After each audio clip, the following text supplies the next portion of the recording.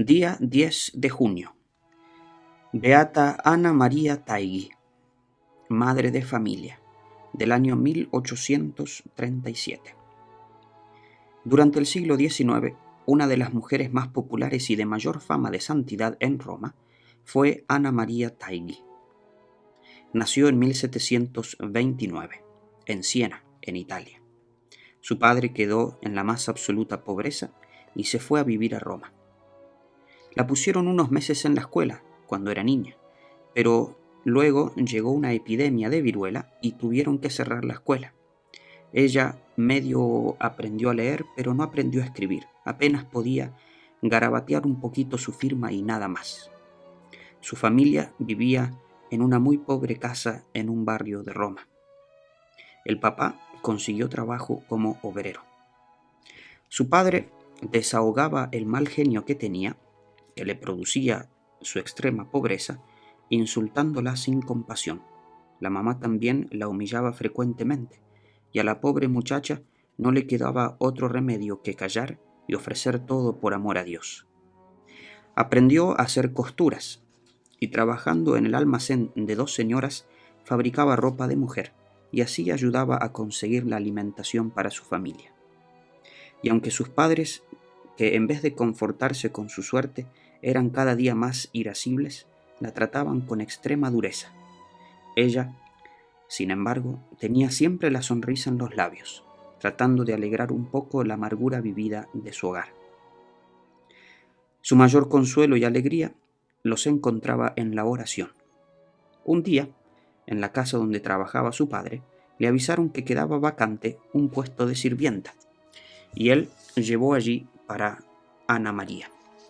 Poco después, la mamá fue admitida allí también como sirvienta, y así la familia tuvo ya una habitación fija y la alimentación segura. Ana María era una excelente trabajadora, y todos en la casa quedaron muy contentos del modo tan exacto como cumplía sus labores. Cuando Ana tenía 20 años, y era una joven muy hermosa, empezó a encontrarse cada semana con un obrero de 28 años llamado Domingo Taigui, que venía a traer mercado a la familia donde ella trabajaba. Se enamoraron y luego se casaron. Él era un poco tosco, mal geniado y duro de carácter, pero era un buen trabajador, y ella lo irá transformando poco a poco en un buen cristiano. En su matrimonio tuvieron 7 hijos. Un día en el que Domingo y Ana María fueron a visitar la Basílica de San Pedro en Roma, un santo sacerdote, el padre Ángel, sintió que cuando ella pasaba junto a él, una voz en la conciencia le decía: «Fíjese en esa mujer, Dios se la va a confiar para que la dirija espiritualmente. Trabaje por su conversión, que está destinada para hacer mucho bien». El padre grabó bien la imagen de Ana María, pero ella se alejó sin saber aquello que había sucedido. Y he aquí que nuestra santa empezó a sentir un deseo inmenso de encontrar un buen sacerdote que la dirigiera espiritualmente para poder llegar a la santidad. Estuvo en varios templos, pero ningún sacerdote quería comprometerse a darle dirección espiritual. Pero un día, al llegar a un templo, vio a un padre confesando y se fue a su confesionario.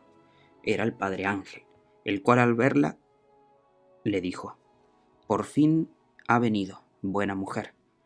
La estaba aguardando. Dios la quiere guiar hacia la santidad. No desatienda esta llamada de Dios».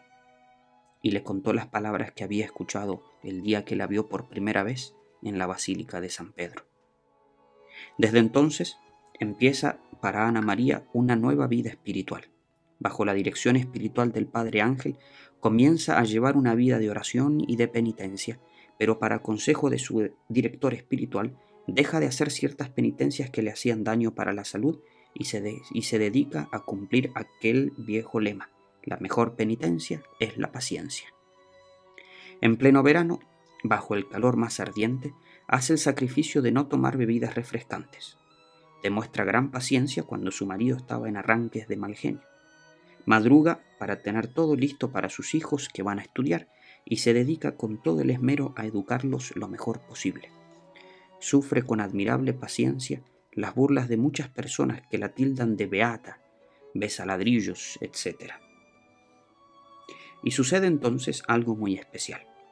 Ana María empieza a ver el futuro en medio de un globo de fuego que se le aparece. Y a su casa llegan a consultarle personas de todas clases sociales, cardenales, sacerdotes, obreros y gente de las más diversas profesiones. A unos anuncia lo que les va a suceder y a otros lo que ya les sucedió. Y a todos da admirables consejos. Ella ni siquiera sabe firmar. Domingo Taigui, su esposo, dejó escrito esto. Cuando llegaba a mi casa la encontraba llena de gente desconocida que venía a consultar a mi mujer. Pero ella tan pronto me veía, dejaba a cualquiera, aunque fuera un monseñor o una gran señora, y se iba a atenderme, y a servirme la comida y ayudarme con ese inmenso cariño de esposa que siempre tuvo para conmigo. Para mí y para mis hijos, Ana María era la felicidad de mi familia. Ella mantenía la paz en el hogar, a pesar de que éramos bastantes y de muy diversos temperamentos. La nuera era muy mandona y autoritaria, y la hacía sufrir bastante, pero jamás Ana María demostraba ira o mal genio. Hacía las observaciones y correcciones que tenía que hacer, pero con la más exquisita amabilidad. A veces yo llegaba a casa cansado y de mal humor, y estallaba en arrebatos de ira, pero ella sabía tratarme de tal manera bien que yo tenía que calmarme al poco rato. Cada mañana nos reunía a todos en la casa para una pequeña oración, y cada noche nos volvía a reunir para la lectura del libro espiritual. A los niños los llevaba siempre a la Santa Misa los domingos y se esmeraba mucho en que recibieran la mejor educación posible.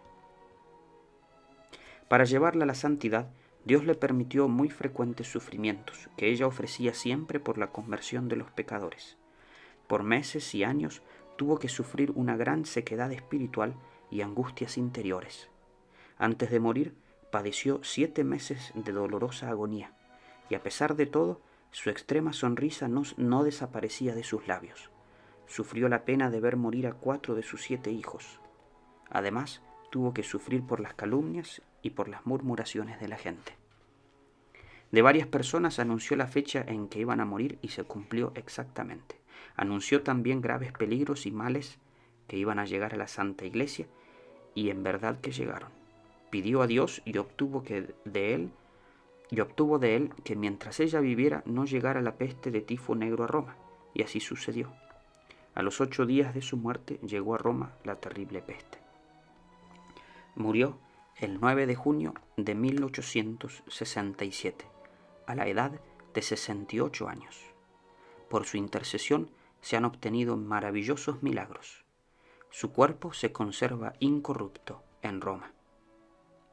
Ana María, te pedimos bendiciones para todas las madres de familia.